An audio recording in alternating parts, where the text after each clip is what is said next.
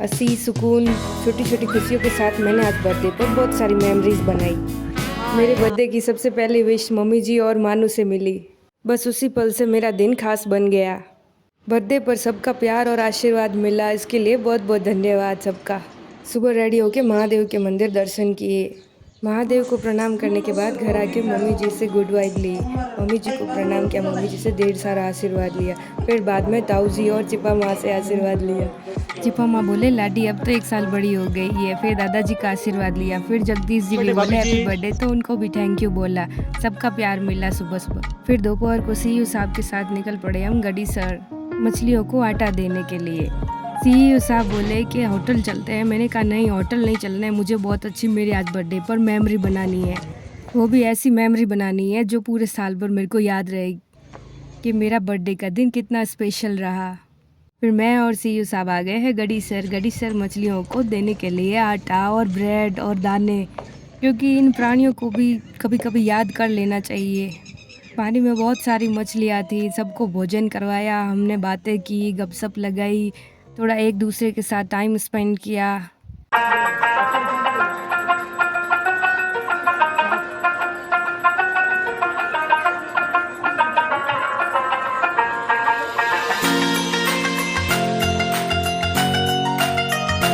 CEO साहब को नीचे वाला सीन थोड़ा जचा नहीं, तो ऊपर जाकर के ऊपर से सीन देखने लगे। तो मैंने कहा रुको, आप अकेले काय को देख रहे हो, मैं भी आ रही हूँ। फिर मैं भी सीईओ साहब के साथ ऊपर चली। ऊपर जाकर के हमने बहुत सारी मेमोरीज बनाई, फ़ोटो लिए, वीडियोस बनाए और महादेव के मंदिर के दर्शन किए। सच में गाइस, जैसलमेर की गडीसर लेक मेरी सबसे ज़्यादा ब्यूटीफुल और फेवरेट है। आपकी है तो आप ज़रूर आइएगा हमारे जैसलमेर शहर में।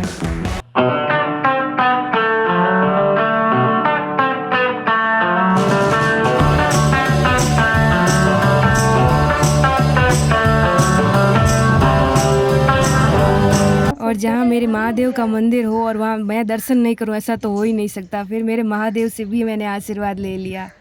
फिर बाद में वापस नीचे आके वापस रवानगी के तरफ चल पड़े। सीईओ साहब बोले कि जल्दी जल्दी चलो, मुझे लेट हो रहा था। इनको तो लेट होता ही रहता है गाइस, कभी भी ये मेरी बात नहीं मानते। देखो अभी भी आगे आगे जा रहे हैं। एक तो चलते भी इतने फटाफट है, एक तो हाइट भी ऊपर से इतनी लंबी, कभी रुकते नहीं है। ऐसे हैं हमारे घर के सीईओ साहब। खैर कोई नहीं, चलो फिर हम निकल पड़े नेक्स्ट पड़ाव की तरफ, हम गौशाला जाने के लिए। गडीसर से मैं निकल गई हूँ गौशाला जाने के लिए।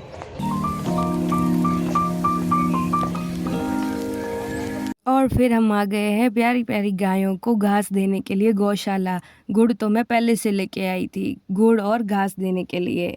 मुझे अच्छा लगता है मेरे बर्थडे पर मैं ऐसे काम करूं। मुझे शौक़ नहीं है बर्थडे पर केक कटिंग करना, पार्टीज़ करना, क्योंकि दुआएं इन बेजुबान जानवरों से, इंसानों से कहीं ज़्यादा मिलती है।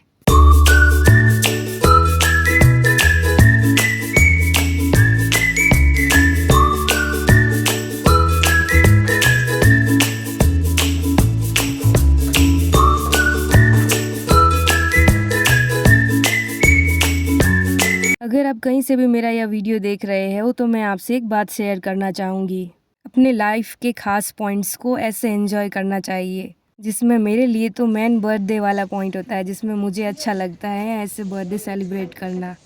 आप अपना बर्थडे कैसे सेलिब्रेट करते हो कमेंट सेक्शन में ज़रूर बताना। फिर गाय के छोटे छोटे बछड़ों के साथ थोड़ी देर मस्ती करके फिर हम निकल पड़े हैं घर की तरफ, क्योंकि सीईओ साहब ने कहा आप जल्दी करो, मुझे लेट हो रहा है।